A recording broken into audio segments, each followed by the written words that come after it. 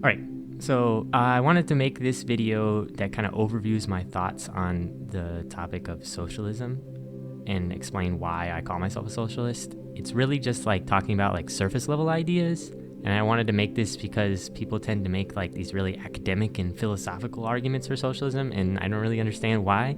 Socialism seems to me like just like the pragmatic choice, and it doesn't really take some like great understanding of like Hegel or Karl Marx to understand why. Also, like a lot of arguments for socialism tend to just focus on why capitalism is bad, but they never really explain why there would be a good alternative. A lot of people already think that capitalism is bad, but they think it's just kind of like the best of a bad lot, and there isn't any good alternative. Well, I am going to criticize capitalism in this video, but I want to do it in comparison to socialism, what I think socialism is, and to show you that there is a better world that's possible, and to counteract this kind of like capitalist realism, that's what it's called. So whatever you think about capitalism or socialism, I hope that you consider listening to the whole video. To me, it just seems like socialism is just the obviously better system, but I'm open to hearing why people have criticisms of what I present here. So the first thing is just definitions. I think it's important to define your terms before you defend a point of view.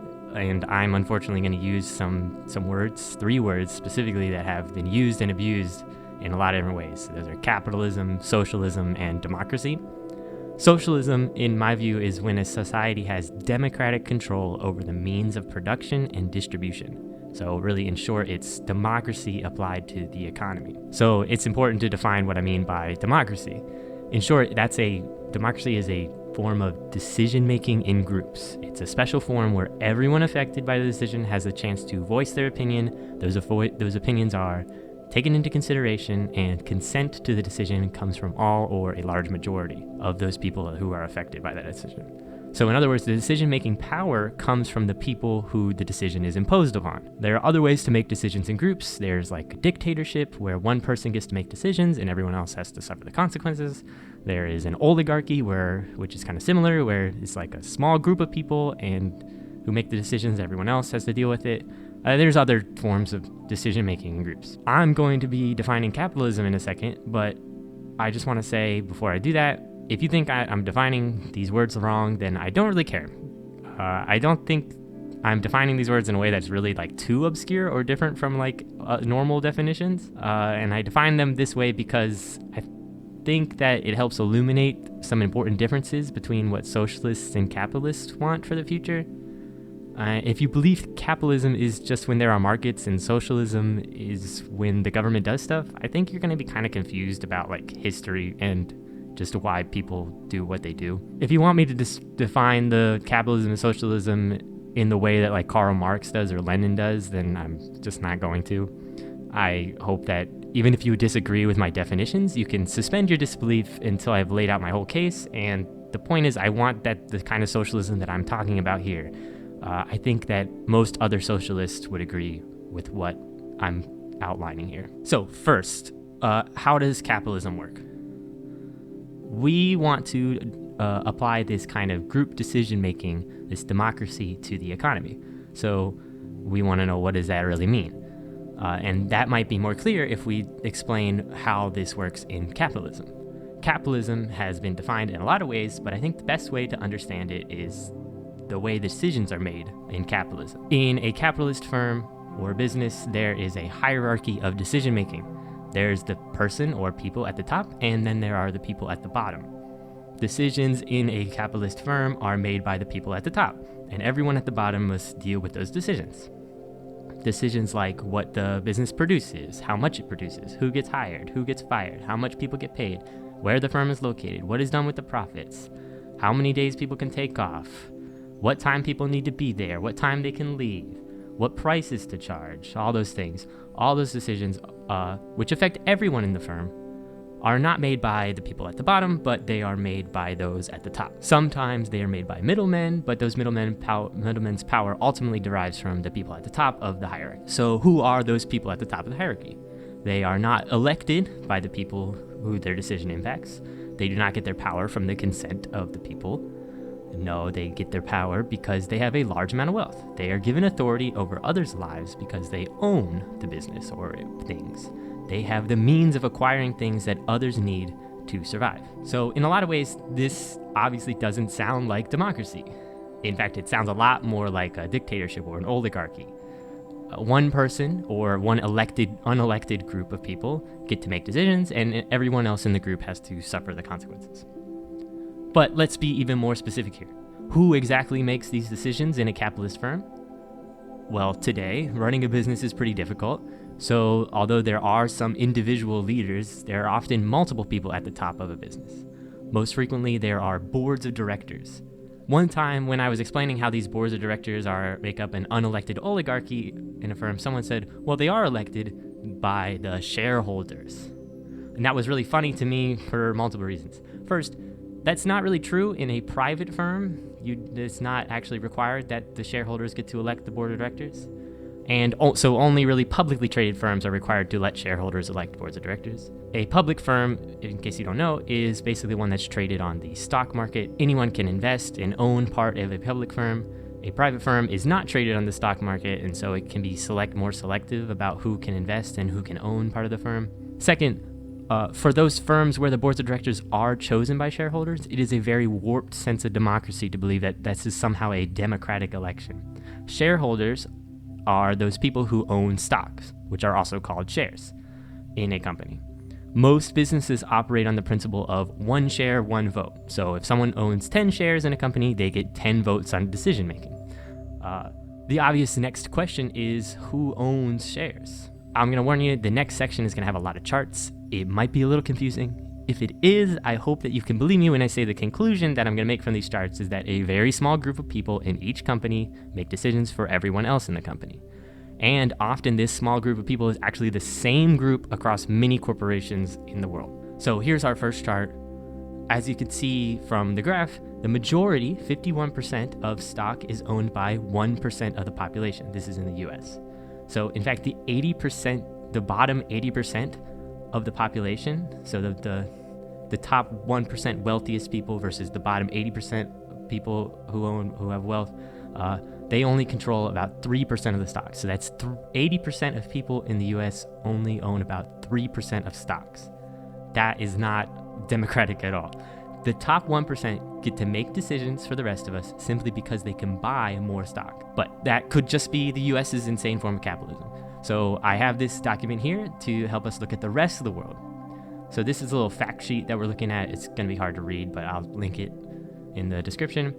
But as you can see, 41% of the capital in the world is owned by these institutional investors. Those are basically just insurance companies, hedge funds, mutual funds. They're basically companies that are called profit maximizing companies, which means that their only goal is to maximize their own profits. So 41% of the world's companies are owned by these profit maximizing companies. 41% is a lot, but it does get even worse. So let's look at another chart. The chart on the left shows how concentrated the ownership is in most corporations. Actually, both these charts show that. 29% of businesses around the world, in 29% of the businesses around the world, the largest shareholder, meaning one entity, so one person or corporation, has the ability to outvote just by themselves everyone who owns the business. Okay, so that's that chart on the left. Over 50% of equity owned by one person or one entity. So essentially 29% of businesses are dictatorships by a single entity. And let's not forget that this single entity has no requirement to actually do any work at the firm. They just get to make the decisions. And those decisions are usually ones that are intended to increase their own profits. And they have really little accountability to anyone who actually works at the company. But we also have some oligarchies. In the chart on the right, you'll see that 49% of businesses worldwide are owned by just the top 3 shareholders. So just 3 entities own more than 50% of businesses around the world. So like in that business, there are 3 people who are at the top, and those 3 people get to own more than 50% of that specific business. That's for half of the world's companies. That is a lot of power for just 3 people to have. And they basically get to dictate what 49% of businesses in the world produce. What they pay the workers, where they are located, all those things I mentioned earlier. I guess 49% of businesses worldwide are oligarchies of just 3 people, or maybe they're not people, but they're just some entity, profit maximizing corporation. So last two charts, I promise, I just really want to drive this home. Here's another page from that PDF. In the top chart, we're looking at the top 20 owners of companies. So this is the top 20 people who own a specific company and what percent of the company those 20 people own. On average, we can see that in all of the countries listed, with all continents represented except for Antarctica, just 20 people or 20 groups control the majority of shares in that company that they're at the top of on average. The US is actually, if you look at this, is actually sharing the ownership with more ownership. It's like it has more people at the top. Okay, so instead of one specific person, it has over 20 people sometimes. And 60% of businesses are owned by 20 people. So the US is sharing ownership more than any other country in the world. But based on how concentrated we saw that stock ownership in the US is, where the bottom 80% of people in the US only own 3% of shares, it doesn't really bode well that we are the best at sharing ownership. And let's not forget that those 20 people who own that each specific business aren't actually people, but they're likely profit maximizing corporations. So there aren't even people who work at the business.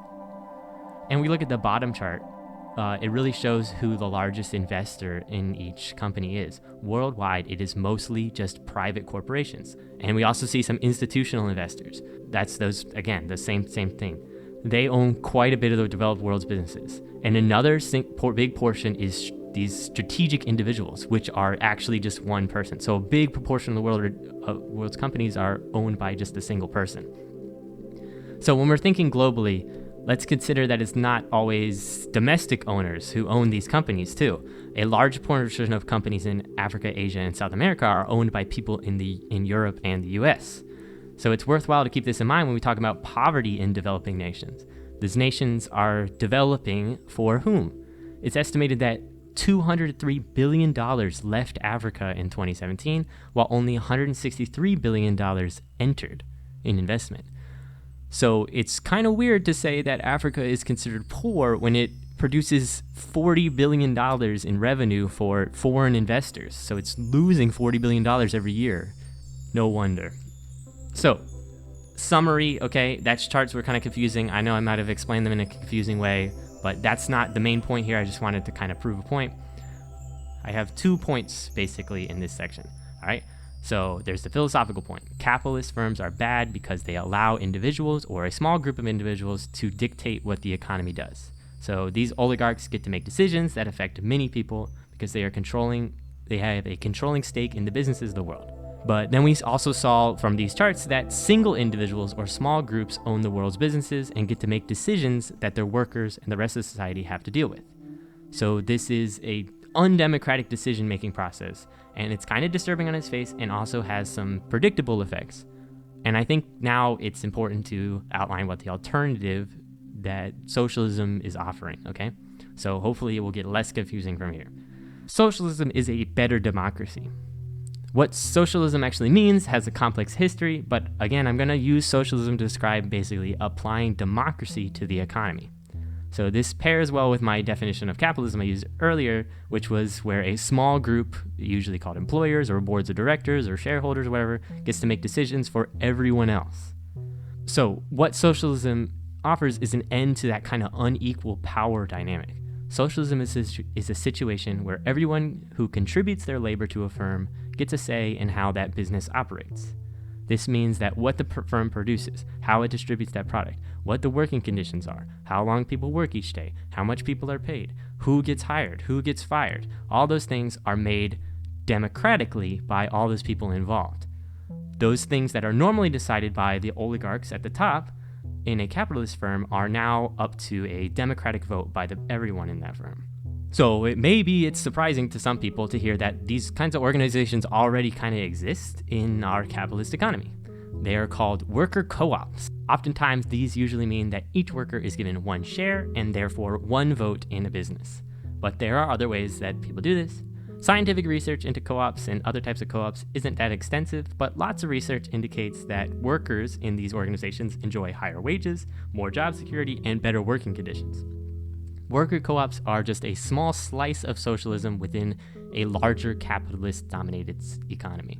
Another example of socialism in our current economy would be something like a credit union. It's not super socialist. I'm not going to say that it is like super socialist, but it is a sort of like socialism. Credit unions are basically those financial institutions that are owned by their members. Anyone can join a credit union, and you just have to open an account. You get some democratic influence on what the credit union does if you have an account. Typically, credit unions are representative democracies, since lots of members prefer to entrust their money with elected experts rather than make those decisions on their own. But it's still a democracy, unlike banks. No matter how you feel about socialism or whatever, I highly recommend using a credit union instead of a bank. I hope that the example of credit unions and worker co-ops begin to demonstrate that a democratic economy is not something that is like totally unattainable or untested or new. Socialism happens every day, and it succeeds every day, often better than capitalist firms. The goal is to increase the number and size of these socialist institutions to the point where they are the dominant form of organization in the economy, and the unequal power of capitalist firms is eliminated. Socialism has the goal of running most aspects of the economy with this kind of worker democracy organization style. It hopes to eliminate all examples of unequal power relations found in capitalist firms, and it introduces democracy everywhere in the economy. For fans of democracy, this is going to be obviously better. Some estimate that we spend 80,000 hours in our careers, so that's 40 years times 50 weeks per year times 40 hours a week. That's 80,000 hours. Given this, why do we let these unelected oligarchs dictate what we can spend, what we do each day, who we spend time with, what we contribute to society? Why shouldn't that be up to democratic control? It seems better to have that done democratically by the workers in a firm than leaving it up to the top 1% of our economy. But maybe you're skeptical. A democratic economy has other benefits outside the economy itself.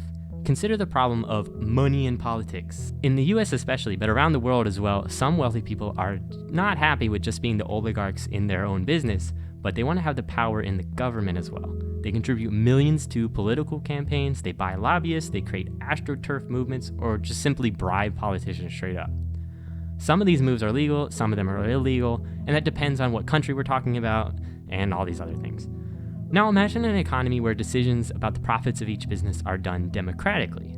How much money will workers prefer to spend on lobbying a politician instead of just keeping it for themselves, or reinvesting it in the business, or charitably contributing? And if workers do use the profits to lobby politicians, isn't it better to have that decision be made by a collective group of workers rather than just single individuals or a small board of directors? I'd much rather have a politician lobbied by a union of workers than one lobbied by a single billionaire. Also, consider the so-called revolving door between capital and government. This describes how government officials are offered high-level jobs at an economy in exchange for favorable policies. The politician gets elected, does whatever the company wants, and then retires from government to a cushy, high-paying job in the company that they've been making favorable policies for. And the reverse happens as well. A high-level person in a company will use their wealth to get elected and then act favorably to their former company. In the US, that's totally legal. And while it's not so legal in other countries, such collusion is kind of hard to prove. Again, this could happen in a socialist society, but think of how different the type of person elected would have to be. Instead of sucking up to the oligarchs at the top of a business, the government official would have to suck up to all the workers in a company. That doesn't seem like a totally bad thing. And there are other less obvious ways that the rich capitalists get to influence social life in our current economy. A common threat that employers use against politicians is that if their taxes are raised, they will move their business and all the jobs that it provides. They'll move it to another city or another state or even another country. Imagine the pressure that this kind of thing puts on a politician. They want to raise money through taxes to help their constituents through public works, but they might piss off some dude and their constituents will be worse off because now they've lost their jobs. Now imagine the same situation occurring in a socialist firm. Sure, the workers could threaten to leave town if some regulation affects their business or taxes are raised, but there are two issues with that threat. First, you have to convince the majority of the workers in that firm that leaving their homes and the lives they built is better than staying. Second, if the workers in that business are such a big portion of the electorate that it will have an effect, then the threat is, in fact, the democratic will of the large proportion of the electorate. They should have an influence on that politician, since they are the very people that the politician is accountable to. So in this case, we find that democracy in the economy actually improves democracy in the social sphere as well. Since the person or the people at the top of a capitalist hierarchy get to funnel money up to themselves, they also get the power from being far wealthier than the rest of the population. So, for example, consider charitable donations.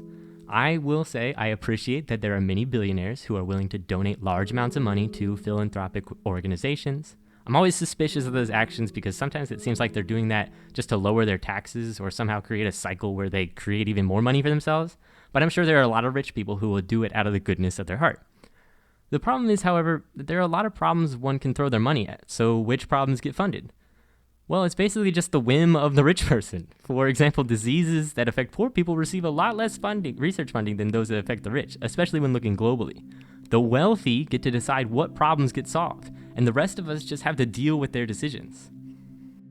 So, defenders of capitalism, when they're feeling conciliatory, will admit that pure capitalism is obviously bad. And they'll admit that there are many things that should be handled by some democratic institutions. They'll say that some things are just too important to leave up to the whims of the market, or however they want to say it. There are some liberal-minded people who will say things that we worry about under capitalism, like wealth inequality or poor working conditions or environmental or other regulations, those should be handled by governments. They see this as a big concession, and it sort of is, but let's take a closer look at this.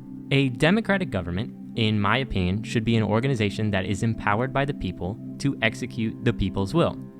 Some will argue that governments work for the welfare of the people, not necessarily the will of the people. But I think that the point of democracy is that the people who know what's best for their welfare are the people themselves. Sometimes people can be wrong, and then what they want isn't always best for them, but this is also a worry for undemocratic governments. The monarch can be wrong about what is best for his people. The senator, elected or unelected, the dynastic rulers, the oligarchs, whoever's in control of society can be wrong about what's best for the people's welfare. The people that are most likely to get it right are the people themselves. They have a unique perspective of the issues facing their own lives. So a democratic government ideally executes the will of the people. Some democratic governments are better at this than others. I have some qualms about the representative system used in the US, but executing the people's will is, or at least should be, the goal of any democratic government. Now, like we said before, some defenders of capitalism will say that the government should step in to defend workers' rights in the workplace. When a capitalist steps over the line, the government should step in to fix it. But why is this better done by a government and not by the workers themselves? Surely, if the government is just enacting the will of the people, then let's just let the people in the workplace decide how to manage their own working conditions. The government only needs to step in to protect workers' rights in the workplace because of that unequal power distribution in the capitalist firm. If the workers control their own working conditions, then the government doesn't need to step in to defend their rights, because the workers already democratically chose those conditions. The government here can really only undermine the will of the people involved, which is the workers. What is the government protecting the workers from? It can't be from themselves, since the government should be enacting their will anyway. In short, the need for the government to protect workers' rights is eliminated, or at least greatly reduced, in the socialist firm. That's not to say that a government will become completely useless. We still want the government to regulate externalities that affect people outside the workplace. The workers at the factory might find it better for themselves to keep dumping chemicals in the water. And of course, we would need a democratic government to stop this. Although it seems to me like the workers at a factory might not want to pollute the water either, since they have to drink that water. Compare this to a capitalist who doesn't even have to drink the water he pollutes. He profits and makes decisions from his mansion in Malibu, while his pork farm dumps waste in the waters of rural North Carolina. However, this example of government intervention just proves that the goal here should be more democracy in the economy. We need democratic control over workplaces by workers, as well as democratic control over communities by a community itself. Saying that regulating the economy should be the role of government is just a less democratic form of socialism. It's for this reason that I think defenders of capitalism who want a capitalism regulated by governments totally miss the point of socialism. Why would it be better to have these interventions made by a government rather than not need the intervention in the first place because the workers already control the workplace? Using the government rather than a direct control by the people in the business feels like an extra unnecessary step. I'm not saying that I'm against government intervention in principle, but it doesn't really go far enough to secure everyone's welfare. It puts the government in opposition to the business rather than a collaborator in achieving the goal of increasing welfare of everyone. Okay, so now I've presented our options. We have capitalism, which is an economy dominated by hierarchical firms where a small group have the power to make decisions for everyone else in the firm. We also have socialism, which is when these hierarchical firms are gone and they're replaced with more egalitarian firms, where decisions are made democratically by those affected. This is a little bit simplistic vision of both capitalism and socialism, so what I want to do next is present some objections to socialism in the hopes of maybe giving a little more robustness to both these ideas. So here's some responses to defenses of capitalism. Opponents of socialism have several responses to a worker democracy that seem reasonable on their face, but let's go through them and see if they hold any water. Number 1, the unequal distribution of power in a capitalist firm means workers can focus on what matters to them. They can just show up, work, and leave. They don't have to worry about the overall operations of the business. I think this objection has some intuitive appeal, but let's really dig further. First, it's not an argument that justifies unequal power. If someone doesn't care about the operations of the company they work at, then they can just opt out of voting, or they can elect a representative to handle the decisions they don't want to worry about. Of course, it depends what kind of democracy is implemented in that company, but nothing about democracy means you must weigh in on every single decision. It only means that you have to be given the ability to do so. In addition, a job is something that we spend many hours on, whether it's a career or a seasonal gig. We spend a lot of our lives working. It's absurd to believe that we don't care about the overall operations of the business, because the operations of the business have a profound effect on what we are spending our hours on. It's important that people feel they are making a positive contribution to society. Work isn't just a job, it's how we participate and involve ourselves into a broader society. It's capitalism's insistence on alienating us from the things that we produce that makes us feel so disconnected from each other and from the world. On a related note, it's not really a good look for capitalism that so many people in our society don't seem to care about what they do. If capitalism makes it so that people are too exhausted, overworked, or disconnected from each other for a democracy to work, then that's not really a problem with democracy. Second objection. Unequal power in the workplace is justified because workers can just choose to work somewhere else that has the workplace environment that they'd like. In fact, unequal power makes it easier to change jobs, since hiring and firing doesn't have to be up to democratic decision-making. This objection is not good at all. The second part falls to the same problem as the previous one, which is that if hiring and firing is too much for workers, then they could just elect a manager or a committee to handle that. In addition, it's not at all true that one can just choose to work somewhere that they like under capitalism. I mean, we all know this. Why would people give themselves PTSD working at slaughterhouses, or suffer under abusive managers at a fast food chain, or deal with sexual harassment at the office, if it was just easy to change your job? For some, like slaughterhouse and agricultural workers, they might have something from their past that forces them to work for whoever will hire them. They might be undocumented immigrants, formerly incarcerated, flunked out of school. Those people don't deserve worse working conditions simply because they can't find work. But employers get away with horrible conditions and long hours since their employees are desperate.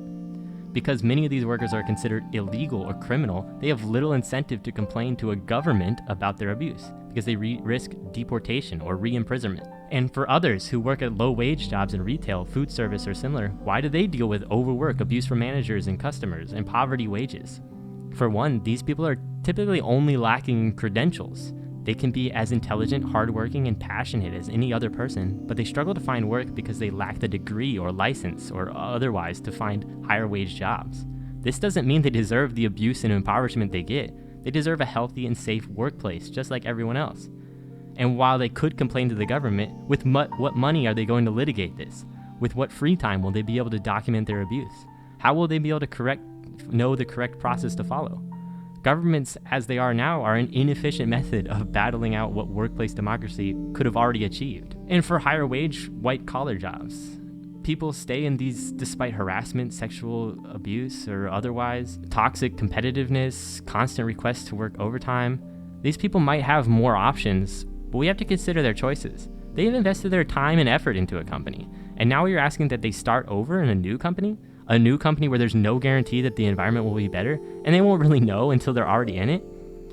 And let's look at why these toxic behaviors happen in the first place. Bosses can get away with sexual harassment because of that unequal power distribution in the workplace. They have the power to hire or fire. They have the power to set your wages, where you work, what time you work, what you work on. They can make decisions about promotions and demotions.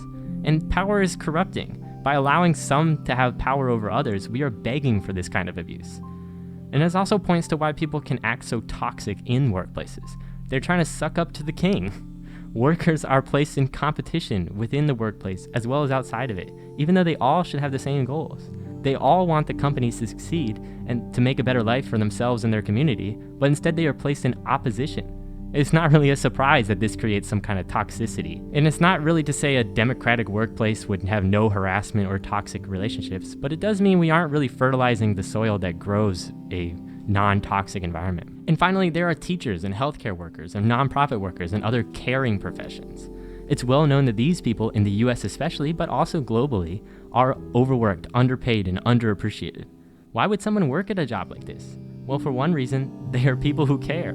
They're passionate and believe in what they do. They aren't going to quit to work somewhere else because they want to make their community better. But employers take advantage of this passion and so can make these people work harder for less pay. And that's a pretty horrible situation. We want passionate people to work at these jobs, and yet those who have the power in the workplace abuse that passion and burn out people making valuable contributions to society. Would workers at a hospital or a daycare democratically choose to exploit themselves in this way? I don't think so. And notice here that because some people cannot imagine a truly democratic society, even organizations in the public sector are controlled in a capitalist, read unequal, way. Schools should be controlled by the community, by students, teachers, and parents from the bottom up. Instead, we try to recreate capitalist forms of power distribution in schools, and our schools are controlled from the top down. Which leads me to our next objection, number 3. You already pointed out that there are socialist firms inside our capitalist economy. In our society, you get to choose. If you like the capitalist power distribution, you can choose that. If you like workplace democracy, you can work in a co-op. Are you saying you want to take the choice to work in a capitalist workplace away? In short, yes. Yes, I do. Long answer, sort of. Let me explain why, by making an analogy to 2 other economic systems. First is feudalism. In a feudal society, there were lords who owned a lot of land. They would allow serfs to live on that land. The serfs, to pay for the privilege, had to work the land and give the lord most of the product of their work. But in this system, there were small slices of other forms of economy. There were capitalist workplaces, and even some socialist workplaces, although the words capitalist and socialist didn't really exist at that time. But these workplaces were really small and they were pretty few in number. This wasn't because they were some kind of inferior way of operating, but because the society was dominated by feudal power structures. The vast majority of everything was owned by lords and their monarchs. The lords were dominant within their sphere of influence, and the feudal system was dominant within the wider society. The lords dominated the whole society. Similarly, we have a slave society. The slavocracy, these enslavers, controlled huge portions of the economy, in large part because of their total domination over those they enslaved. They had basically free labor and thus could produce goods for cheaper. But again, capitalist and socialist organizations existed, although they might not have called themselves that. In fact, enslavers were kind of the minority of people in many slave societies, especially in the US. But because they dominated in their sphere of influence, they could establish a dominant position in the society as a whole. In the US, they were so dominant that enslavers were able to secede from the US and establish a confederacy with themselves at the top. And again, this wasn't because slavery was somehow a better way of organizing your business. It was because they had free labor, government assistance, and because they happened to be dominating the economy at the time. Slavery and feudalism were replaced with a new economy, but the organizational structure was not new. Capitalist organizations existed alongside feudalism and slavery. But we recognize that feudalism and slavery had power structures that benefited a few and seriously undermined the liberty and welfare of many. And why? Because a small group of lords or enslavers dominated inside their organizations, and this allowed them to dominate the society as a whole. Capitalism is, of course, not as evil as slavery or as unequal as feudalism, but that doesn't mean we have to continue to accept it. Capitalist power structures allow a small group of people to dominate inside their organizations, and thus they get to dominate our whole society.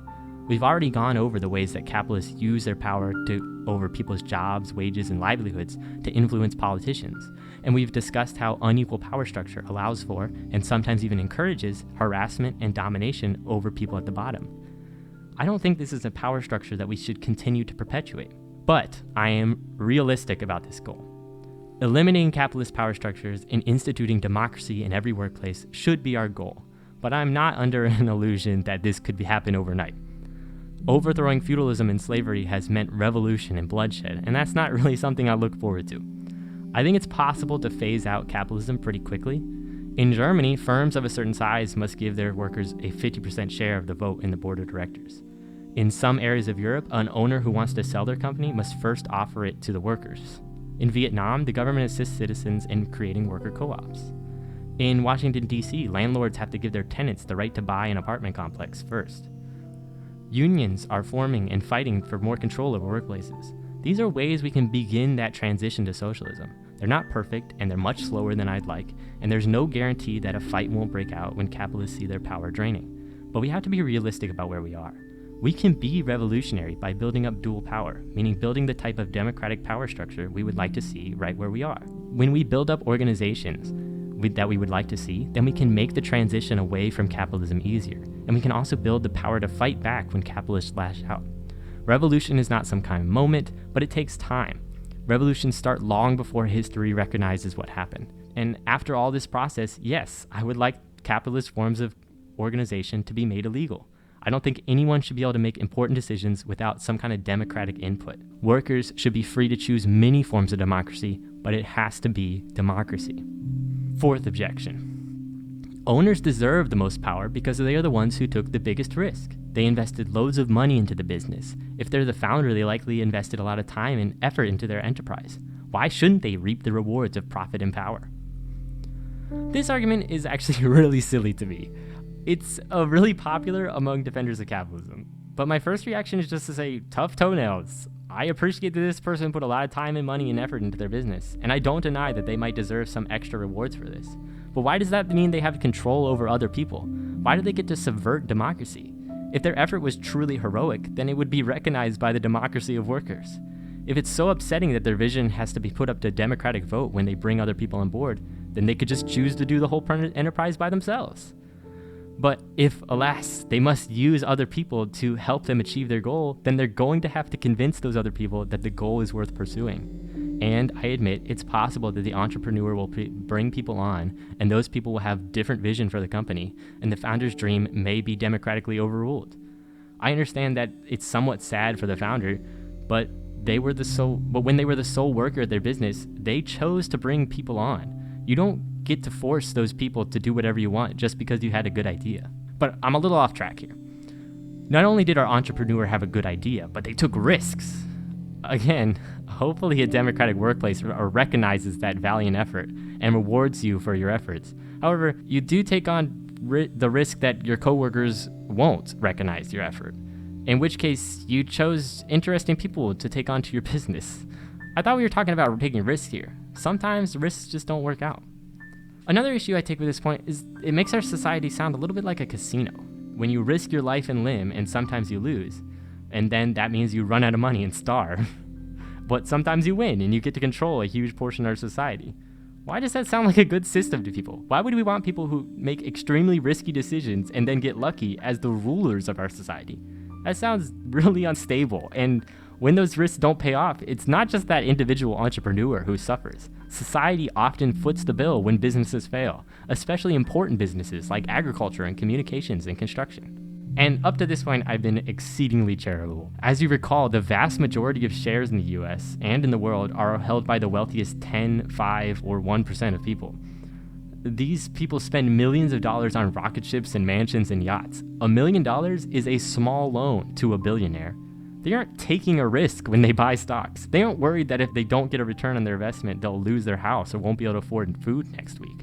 These people are insanely wealthy, even compared to the generally wealthy population of the US, and especially compared to the global majority of Africa, Asia, and South America. So who is really taking the risk?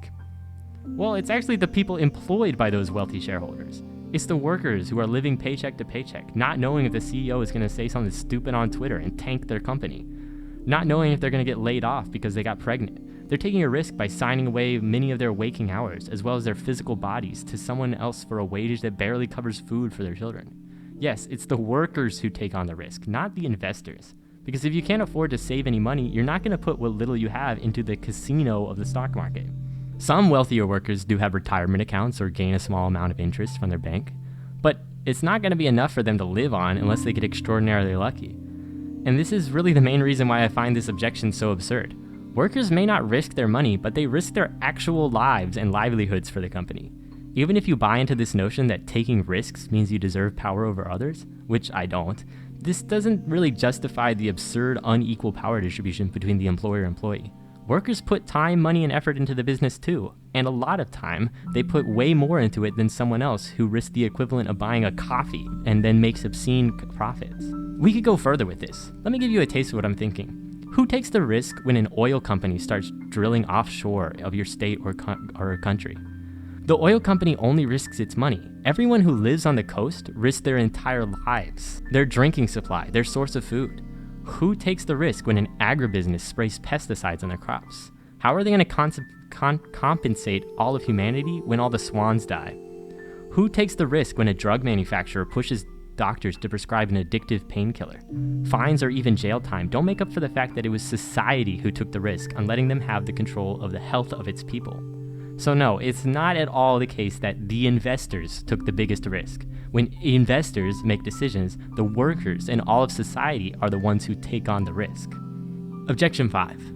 What about all those communist countries that failed? They had horrible human rights abuses, and they couldn't compete with US or European capitalism, and many were led by dictators. And why are they all so poor? I think there's just a lot to be said about this. And in order to adequately respond to this objection, which I think it does deserve a response, we would have to dive deep into some historical studies. But I don't really feel like doing that, and I think it's a little bit unnecessary for my overall point. So let me explain. For one, does the socialism that I have proposed really sound like a dictatorship? Lenin described the USSR as a state capitalist, which meant that the government had replaced all the capitalists. The Soviets and other communists at the time thought it was sufficient for socialism because the government was supposedly a democracy. So if the government controlled the overall economy, then it was a democratic economy. So workplace democracy was unnecessary. That was obviously not the way to go, and the state capitalist and state socialist societies of the 20th century may have been some interesting experiments into socialism, but they had some catastrophic problems. It's clear to me that workplace democracy is actually the place to start. And we need new forms of democracy, ones that aren't simply representative democracies, but council democracies, deliberative democracy, consensus democracy, sortition democracy, and a lot of others. I don't need to defend the communist countries of the past because I'm not saying that we're going to recreate or replicate what happened in those countries. We can learn from their successes and failures for sure, but we should also learn from the successes and failures of capitalism, but we don't have to replicate them. But while we're on the topic, I would like to say a few things about this. It's important to remember that these so-called communist countries, what they were like before their communist revolution. Most of them were dictatorships before, as in Russia or Cuba, or they were European colonies like Vietnam or Tanzania, formerly Tanganyika. These countries weren't some kind of utopia before the communists took power. They were horribly exploited and impoverished. The USSR had just formed out of the Tsarist regime and had to fight in World War II. Vietnam had been a French colony for decades. When they tried to establish an independent government, the US bombed them and poisoned its people. It's amazing how far these countries have come since then. Cuba has been under US embargo for a few decades now, and yet has a higher life expectancy rate than the US. The USSR went from a deeply poor country to the second most powerful nation in the world in just a few decades. Again, I'm not interested in defending these countries, but my point is all this is that it wasn't communism or socialism that made these countries poor. They were poor and exploited before. They became richer under what they called communism.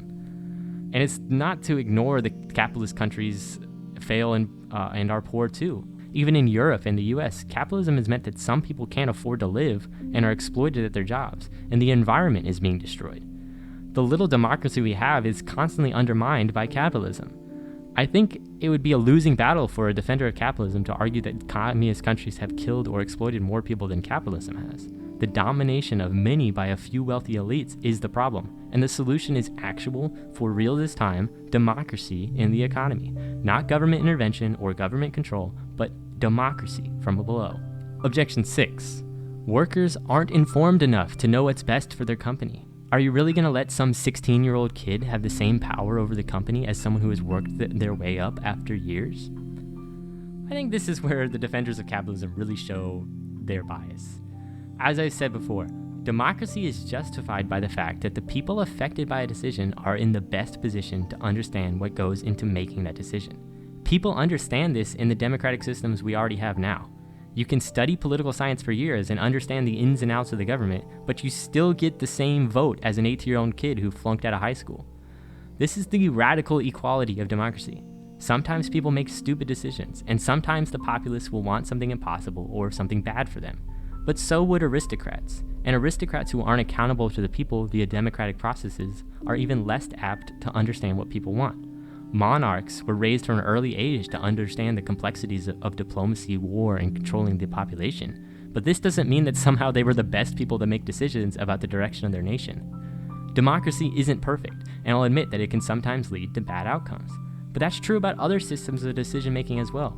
Democracy is the best for group decision-making because it means that the most voices will be heard, the most perspectives will be taken into account, and the people who have the view of the situation on the ground make those decisions. For all his hatred of democracy, Plato ignored the fact that the philosopher kings were not immune to rhetoric and bias. Hell, he defended slavery.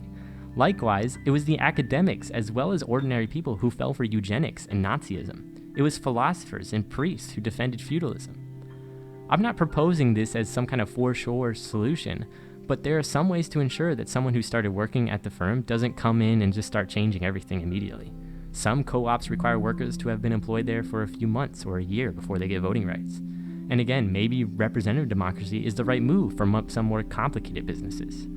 To me, this point is really revealing about the mindset of the defender of capitalism. This point reveals a deep distrust of democracy and of the common person to understand their own wants and needs.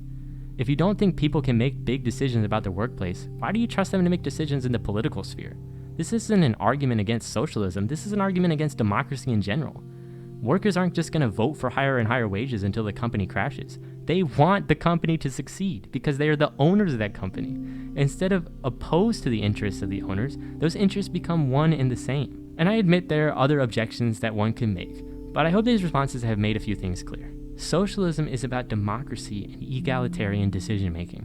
Capitalism is hierarchical and puts decisions in the hands of a select few oligarchs. When looking at problems you foresee in a socialist economy, it's helpful to ask yourself, how is that problem solved now? If it is a problem that's solved now, why would that solution not be possible in a democratic economy?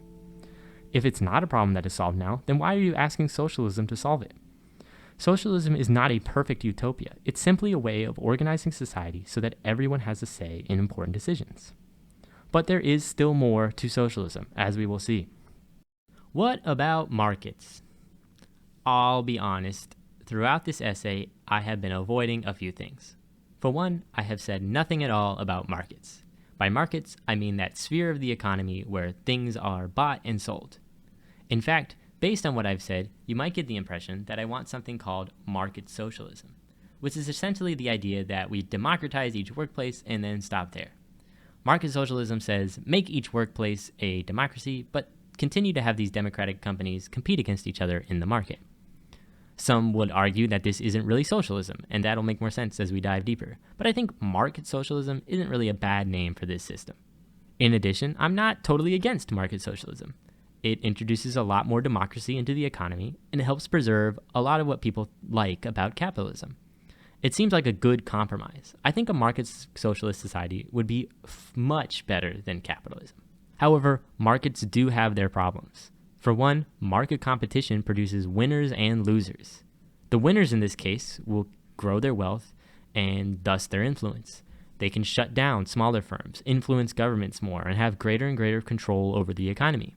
The losers, on the other hand, lose their jobs and their livelihood, as well as their participation in the economy. This seems like a recipe for a very lopsided democracy, where some workers have a lot of influence, some workers have very little, and some people have none at all. This hardly seems like a democratic control over the economy I define socialism to be. After all, some people aren't in workplaces at all. There are those who we don't expect to work, like the very young or the very old or very disabled. There are also people who struggle to get out and keep jobs, either for personal reasons, like wanting to take care of a child or their household, or for societal reasons, like racism or sexism or other forms of discrimination. Those people, although not workers, are still members of our society, and it wouldn't be very democratic to exclude them from our democratic economy. Plus, it would be a little dishonest to act like markets are the only option. Much like we have small slivers of socialism inside of our capitalist economy, our so-called market society today isn't really purely run on markets. It helps to remember that markets are just a method of distributing resources. In our society today, we distribute things in all sorts of non-market ways. There are the ones that we all acknowledge, like in the public sector, where government gives the poor and disabled and elderly money and other resources. Governments around the world handle the distribution of transportation resources like roads, railroads, buses, subways. We also have utilities like electricity and water. Plus, some areas of the market we agree need serious intervention, like in housing, the postal service, education, and healthcare. But these examples don't really tell the whole story. Resources, like money, are also being distributed within companies. In capitalist firms, how money is distributed is decided by those at the top. In socialist firms, this distribution is decided democratically. When we think about the distribution of resources within a company, it becomes apparent that markets may not even be the most common form of distribution. We have distribution systems that are planned by governments, by capitalists, and by democratic processes, all existing right now. I don't remember where I got this visualization from, but I think it will help. If we were to map out the entire economy on paper and color in non-market distribution green and market distribution red, what we'd see is a sea of green blobs connected by small red lines. Consider also huge distributors like Amazon and Walmart. These businesses have essentially become the market in many areas of the world. They do take inputs from the market, but in order to successfully get products from the places on time, they utilize a lot of centralized planning. These businesses have the extensive distribution chains that are run on algorithms that they use to maximize profits.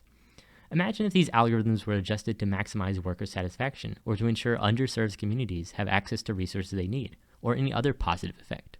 Hopefully, this makes apparent that markets are not the only or even best way to distribute resources. We shouldn't rule out markets as one option, but seeing as much of our economy also already distributes resources in a non-market way, we should consider what else is possible.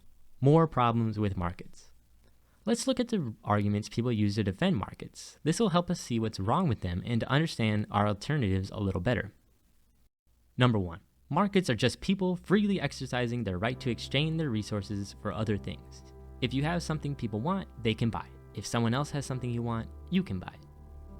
This is an interesting conception of markets. Where in history has this type of market actually existed? And if it has existed, it clearly isn't the case with markets today. Markets today are largely based on marketing, where people with more resources are able to advertise or psychologically manipulate others into buying their product.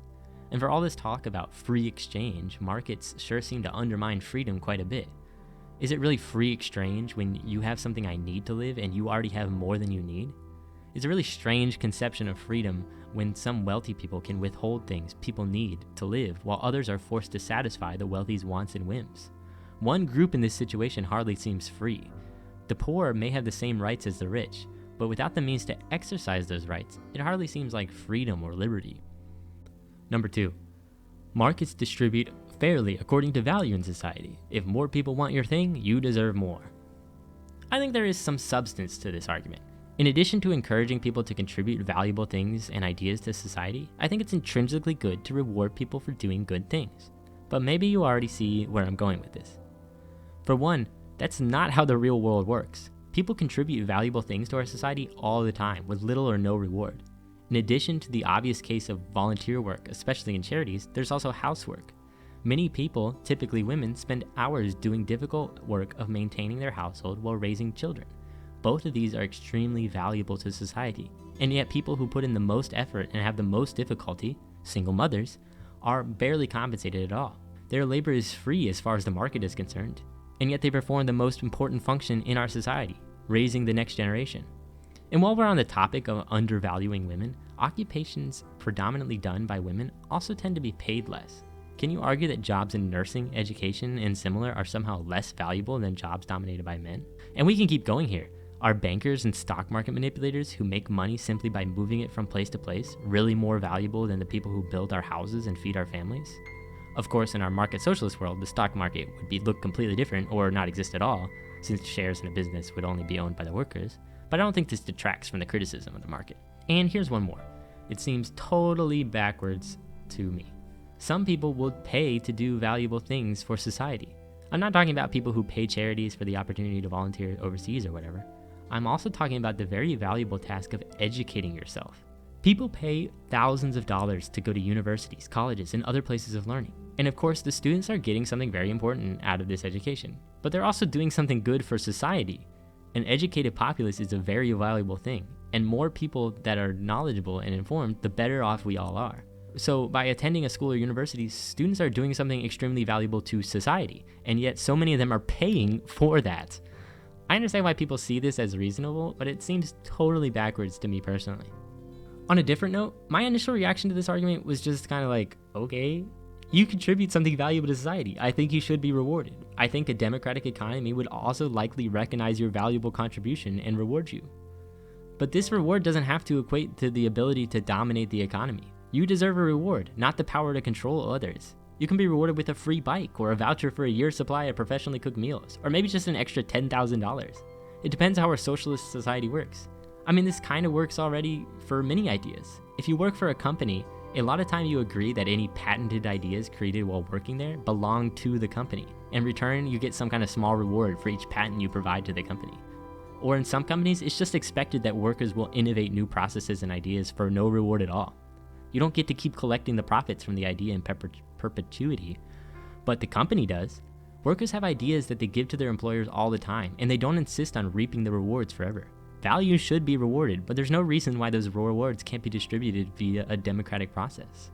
The point of the above argument is that markets are imperfect at rewarding people based on the value of their contributions, and imperfect is generous. Sometimes the market is just completely backwards in its incentives and rewards.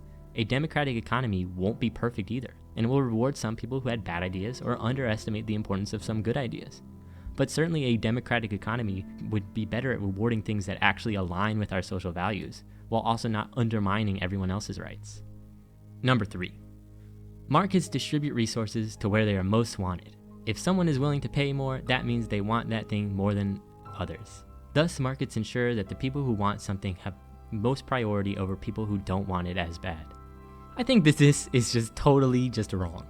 A market ensures people who have more money get things first. $50 is nothing to a millionaire. $50 is a lot for someone living paycheck to paycheck.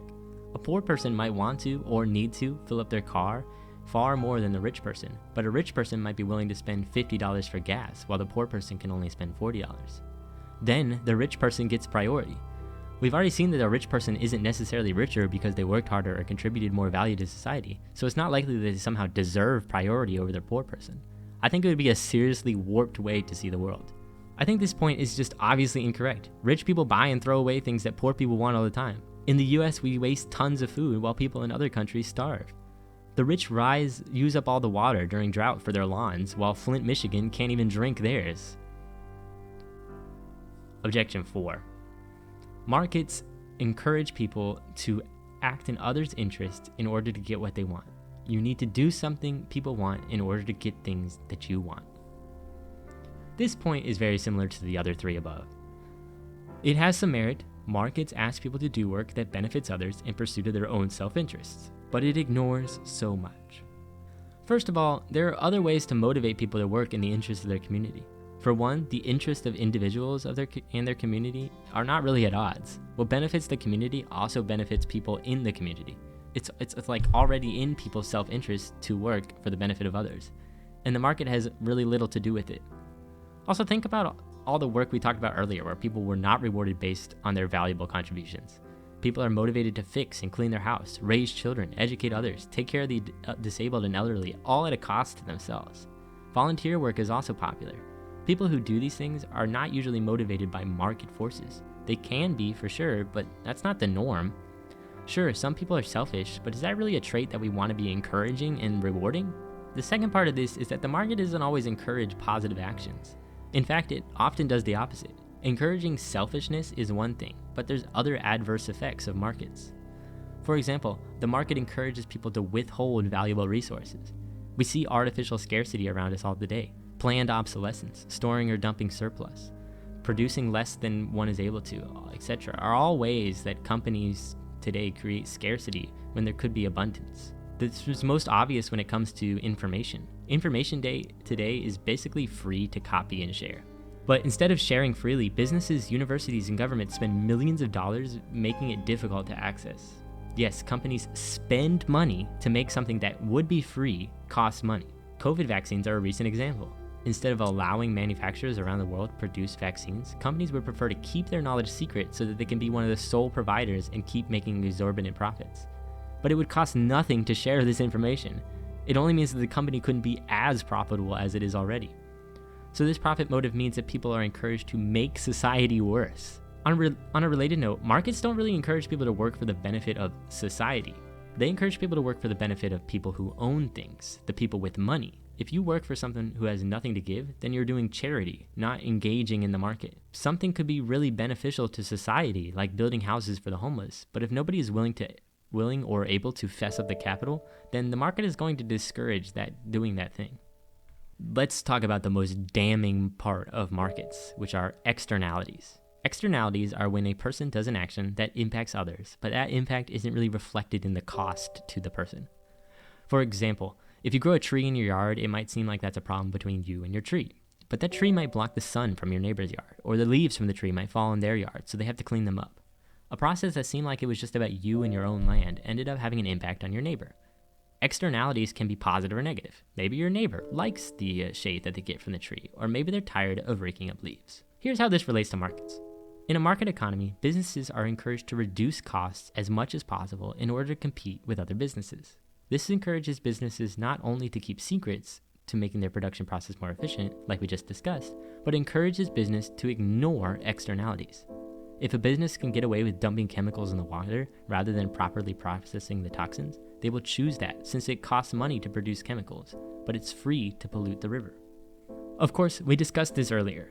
I explained that this would probably not happen as often in a market socialist society since the workers themselves would have to deal with the consequences of a polluted river after they clock out. But still, other externalities are possible that maybe don't affect the workers, but do affect the rest of the community. Workers might all realize that none of them live in a certain neighborhood and so decide to dump their waste in that neighborhood. You can imagine other scenarios yourself. The point here is that markets encourage this kind of behavior. In summary, markets encourages businesses to privatize gains and externalize costs. Businesses are encouraged to keep innovations and good ideas to themselves while spreading the harm they do around to others. In some situations, the harms done might be inevitable. Some very important processes unavoidably produce waste or pollution. It might be that communities will have to find a way to deal with it. But if communities have to deal with the cost of pollution and waste, they should also be able to benefit from the gains. Businesses should not be able to push their costs onto communities without also providing that community with the gains that they got. In a democratic economy, the community should be able to deliberate, discuss, and decide if those gains are worth the costs. For example, animal agriculture contributes tons of pollution in the form of greenhouse gases, water use, land use, stench, and accidental spills of waste. As a vegan, I don't think those costs are worth it. But I could envision a community that places a high value on eating meat and might think that those costs are worth the ability to eat animals. And perhaps you never really thought about the pollution costs of the meat that you eat. Notice how a market economy is alienating us from the process of creating things that we consume. A market economy encourages us to view consumer products completely separately from how they are produced. But this is really bad. We have to deal with the effects of this production, but we are encouraged not to recognize these as part of the products we consume. Imagine instead a democratic economy where we are forced to acknowledge that each additional pound of meat that we produce or each car that is made available has cost to us in our community, both in the form of pollution and additional workload. Sure, we could do this analysis in a market economy right now, but it's not the norm, and businesses have an active interest in disguising and distorting and deflecting those connections. In a democratic economy, we all have an interest in understanding and knowing the connections between what we consume and how it's produced. There will be no benefit from hiding the true cost of production because the only people who we are hurting is ourselves. But in a market economy, those who are privatizing gains have an interest in hiding how they are externalizing the costs. Another embarrassment for markets is that they fail every day, even on their own merits. We all know that the economic downturns that seem to happen every 10 years or so. But what about those massive government subsidies to the agriculture industry?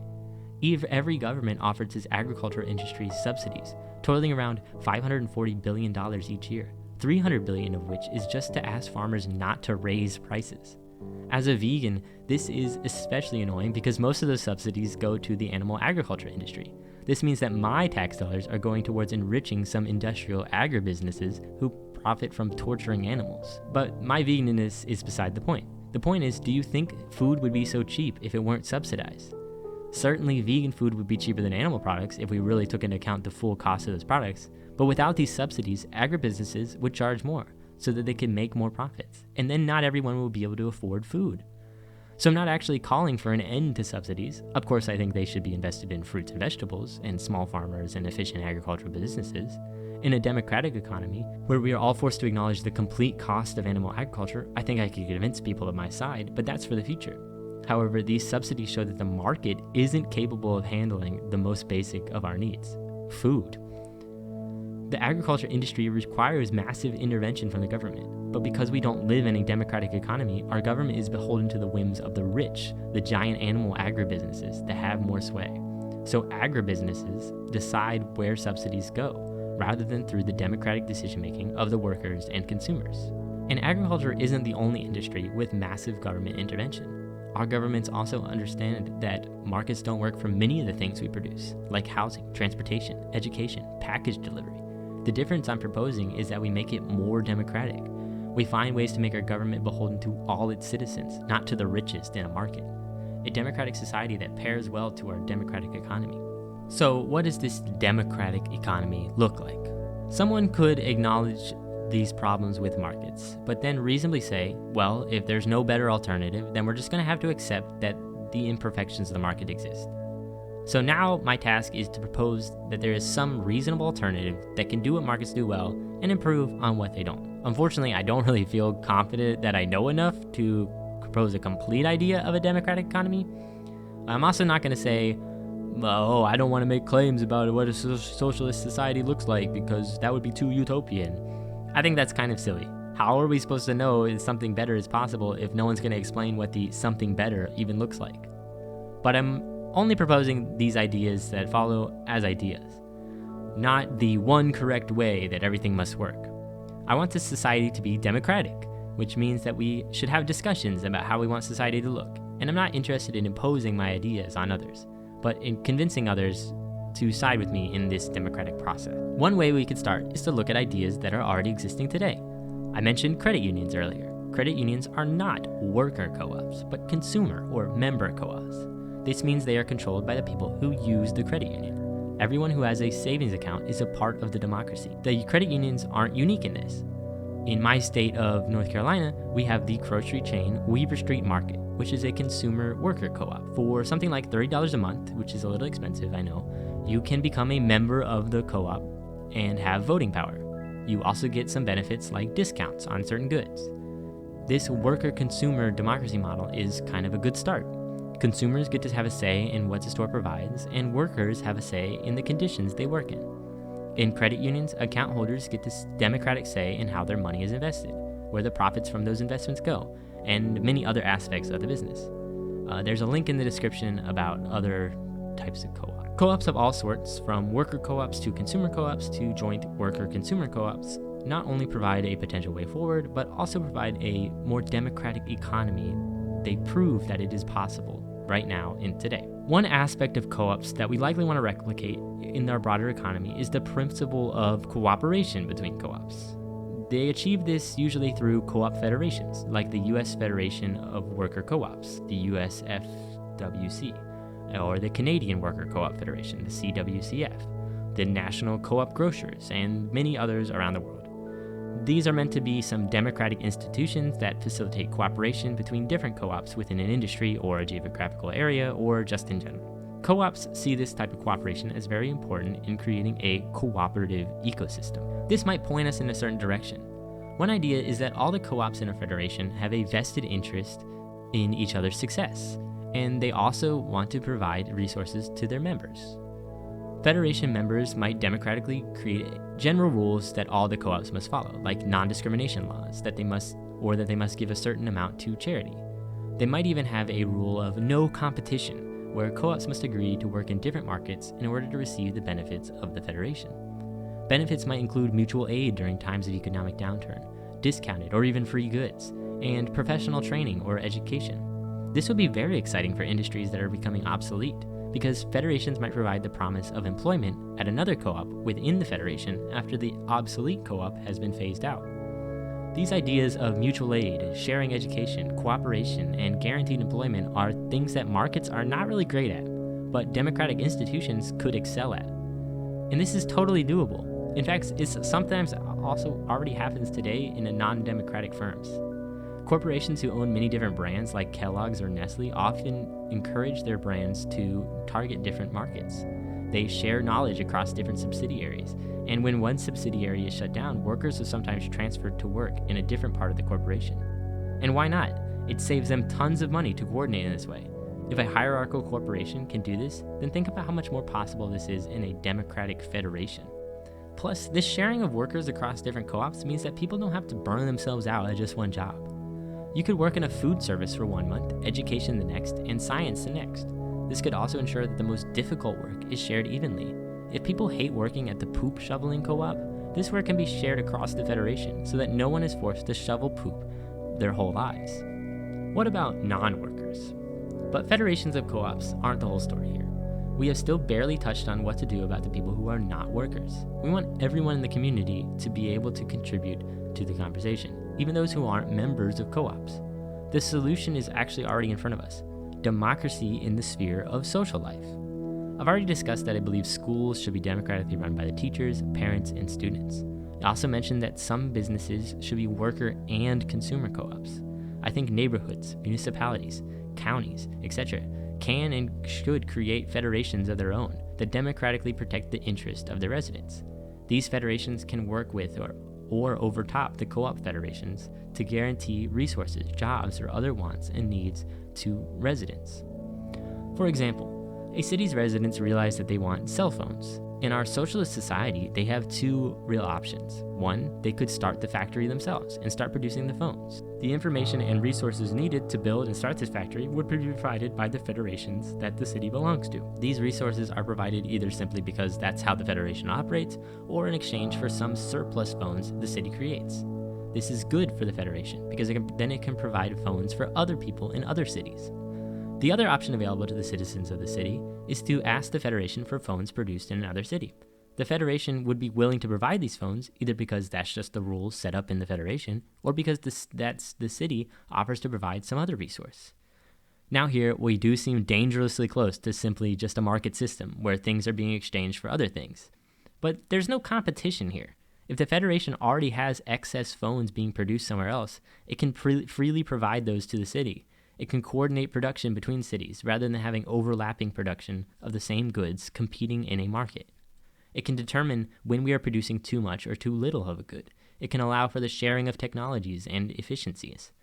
It can prioritize production of basic needs like food or housing before yachts for billionaires. Let's again look at what already exists for inspiration for how non-workers can participate in the democratic economy. But first, let me take a brief tangent to complain about something. I promise that this is going to lead somewhere. In our society, we have landlords. Landlords are people who own a bunch of land. They pay people to build houses on this land, and then tenants pay the landlord rent each month for the right to live in those houses. But what exactly does the landlord really do? In all likelihood, the landlord didn't really pay out of pocket for the land for the building or the building costs. They likely got a loan, a mortgage, like most homeowners do. Then the landlord pays off this mortgage by collecting rent from the tenants. But it wouldn't really be profitable for our landlord to collect just enough to pay for the mortgage, so he charges the tenants more than the mortgage is worth.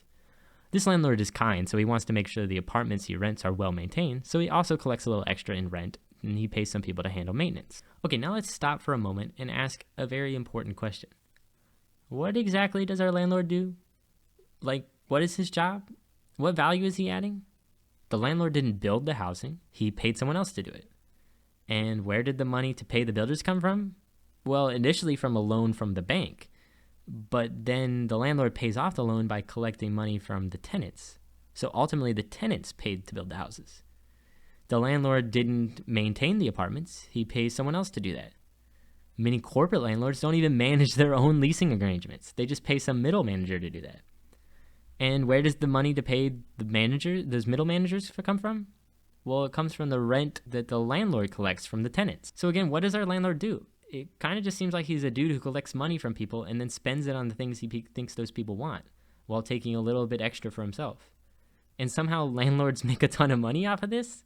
The average profit margin for a landlord in the US is 30%. For comparison, 20% is considered a very high profit margin for small businesses. Why do landlords make so much money? I'm struggling how to see how using other people's money to pay for things is some kind of valuable job. And side note, this also applies to more than just landlords, but to many people who make money simply by owning things. So what would be a better system? Well, you can probably guess what I'm going to say. What if the tenants controlled their housing? What if they pooled their rent money together and democratically decide what to do with it? They could pay off a mortgage, and even better, unlike with the landlord, when the mortgage is paid off, they can decrease their rents. One less expense. Tenants can also use their pooled rent money to pay for maintenance. And yes, of course, situations like this already exist. They are called housing cooperatives. You might be sensing a theme here. There's a lot of co-ops going on. When the tenants collectively own an apartment or complex or neighborhood, they work a lot like other co-ops. But these places are not owned by workers, but by the people who are affected by the decisions made in housing, which are the people who live in houses. Reducing work. One benefit of people controlling a democratic economy is that they get to decide how much work is really necessary to keep up the lifestyles that they want. Co-op federations have the motivation to reduce how much work is necessary, which means automation and innovation will be encouraged. And since the federation isn't driven by profits, but by the needs and the wants of its members, it is encouraged to share those automations and innovative techniques with others. And it might even take into account externalities, because those federations are controlled by all members of the society, and thus it is encouraged to share information about how production harms the environment, or social structures, or other important parts of living. So let me go on another rant about our society here. Today, many people complain that immigrants are coming to take our jobs. While this isn't really true, I've always found this argument a little interesting. Imagine you're working on a group project in school and like 4 dudes join your group and then do the whole project for you. Would you really be mad about this? Well, maybe a little bit, but you'd also probably be thankful that you didn't have to do the project. Especially if the people did it as well as you would have done. Why is it a bad thing that people are coming to our country and doing jobs we would have to do ourselves? Especially when the majority of immigrants are doing jobs that provide for basic needs like food production and construction.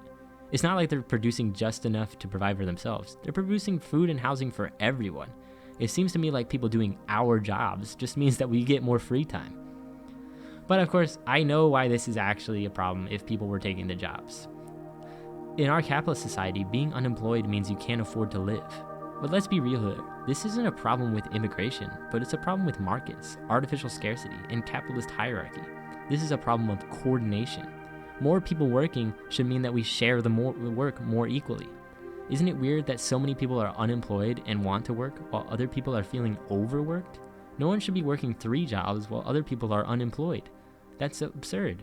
And it's not just immigrants and the unemployed who would help us reduce our workload in a socialist economy. With the elimination of the stock market and other areas of finance, as well as the replacement of middle managers with democratic processes, there would be a lot more people without their previous jobs. How many jobs out there are just useless bullshit jobs that only exist to take up space? Plus, as mentioned above, automation would be encouraged to reduce workload. So we're going to have a lot more people whose energy and labor can be focused in a more productive way. If we aren't put in competition with each other, we can focus on coordinating so that work that needs to get done can get done. This means that work can be shared among many more people, which means all of us get to work less. In addition, democratic societies may prefer to share resources more efficiently among its members. For most people, their car is a huge yearly investment that spends 95% of its lifetime sitting in a parking lot. A lot of people don't realize the true cost of a car, including car payments, gas, maintenance, insurance, and taxes. The average vehicle costs about $10,000 a year. Plus, car infrastructure is heavily subsidized by people without cars, so the true cost of society is even higher. People may decide that this is an extremely inefficient use of resources. They'll encourage renting cars out, like you would at a library, or have free ride sharing, or create a robust public transit system, or maybe all 3 of these things. They may even decide to design cities in a more efficient, less car-centric way, so cars aren't even necessary most of the time. In a market, the goal is to sell as many products as possible. Sure, markets want to decrease labor time, but they also want to increase profits. This means that if, for example, cars are used inefficiently across society, the car manufacturer gets to sell more cars. This applies to many other industries as well. We already discussed planned obsolescence. Again, this is where a manufacturer will design a product not to last so that consumers will have to buy one again in a few years. These types of inefficiencies are encouraged in a market system.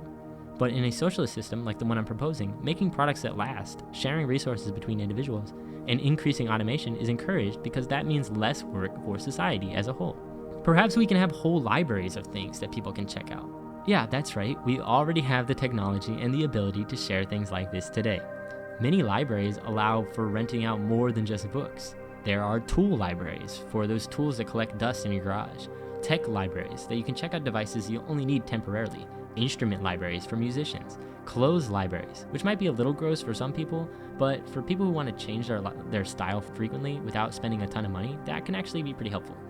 There are toy libraries and recreational libraries for sports equipment. These aren't just ideas I came up with now, but real institutions that already exist. And that's great news. Reducing the amount of things that we produce by sharing what already exists will have a greater effect than just reducing how much people have to work. It also means we take less from the environment. This is great for everyone who's worried about climate change or the depletion of natural resources. Reducing work also means more free time for all the democratic activities required to keep this system going. People could spend their newfound free time educating themselves, resting, exercising, building relationships, experimenting with new ideas, discussing the things that they care about. Conclusion. Some people will accuse me of being a little too utopian with this idea. And in a way, I'm being very idealistic. There will likely be many problems in this society they haven't foreseen, as well as some problems that carry over from the capitalist society. But I want to emphasize that something like this socialist society I proposed above is possible. These ideas already exist. Worker co-ops, consumer co-ops, housing co-ops, and co-op federations already exist. Municipalities already share resources with each other. Libraries for all sorts of things have already been created. People are building the society they want in the shell of the old one. I hope it's clear that we don't have to tear down the infrastructure we already have in a transition to a socialist society. We can use the good things capitalism has built while working democratically to end the bad things. We don't have to start from scratch here. Another world is possible, and it's being built already. We just need to keep growing this movement. We can start with democracy in our workplaces. We can have democracy in our apartment complexes, democracy in our neighborhoods and schools. These things exist. They have been tried. They do work. There are, of course, going to be problems, but there are so many problems with the way we do things now. We can strive for better. So, what can you do? Here's a few things. First, move your money from a bank to a credit union. I'm under no illusion that a credit union is going to be some kind of revolutionary force for socialism, but I think it's just a good idea to stop giving your money to banks. At least then you have some control in a credit union. Number 2, look for co-ops in your area. Research how they are run. Some co-ops, like REI, are consumer co-ops that have been criticized for leaving workers out of the loop. They're still better than a traditional capitalist firm, but it's something to look out for.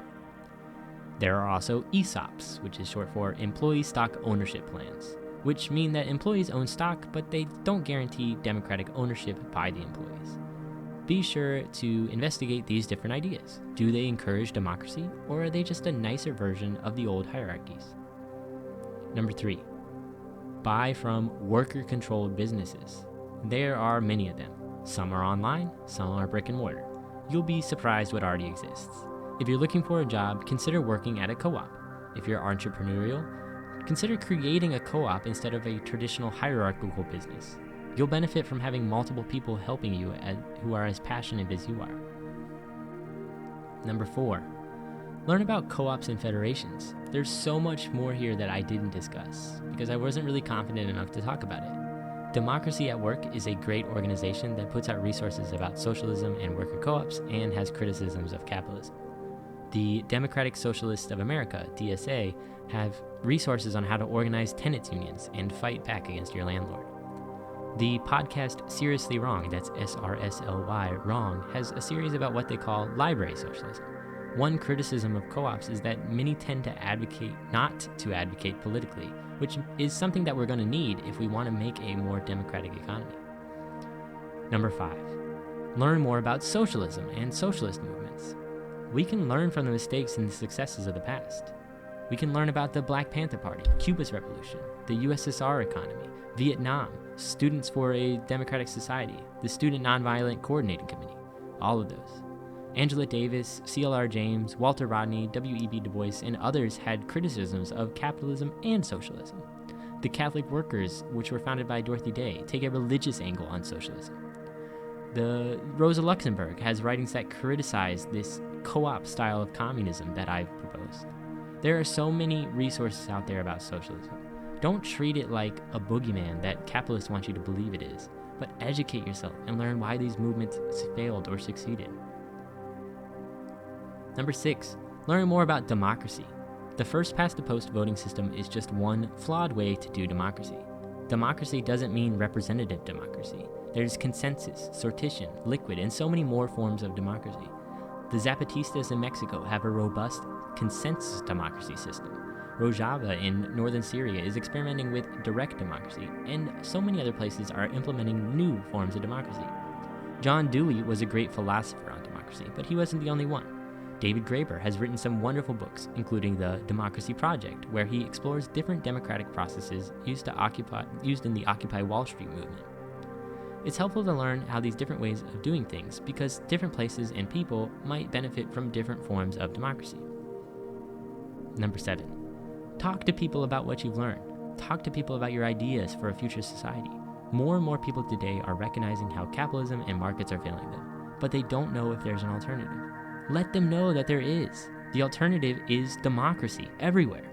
It's possible, it's being done, it's succeeding, and it's so much better than what we have now. You don't have to be weird or evangelical about it, but this comes up naturally all the time. People hate their boss or their landlord. They have trouble making ends meet. They feel like they have no power or to influence what happens to them. We all know that feeling. Let's learn collectively, not competitively. Number 8, organize. Join a union, go to protests, volunteer or donate to socialist organizations. Life can be depressing when you start to see the oppression all around you, but other people can make you feel less alone. For real, join a union. And number 9, finally, I'm only including this because I increasingly feel like it has no effect, but I think you should vote. There are politicians out there who are sympathetic towards a more democratic economy. Bernie Sanders had a proposal to require worker representation on a board of directors. The Green New Deal had a proposal for a jobs guarantee and labor rights. I don't really think voting is going to change anything fundamentally, but we should at least take advantage of any democratic power that our current system is going to give us. This isn't the whole story. There is more I want to see changed in our society, like an end to animal agriculture, an end to retributive justice, policing, and prisons. I want justice for indigenous people, environmental and racial justice, scientific progress, and so much more. I think, though, that so much of that relies on a transition to a democratic economy. Unelected oligarchs aren't going to solve the problem, but democratic control over the means of production and distribution could.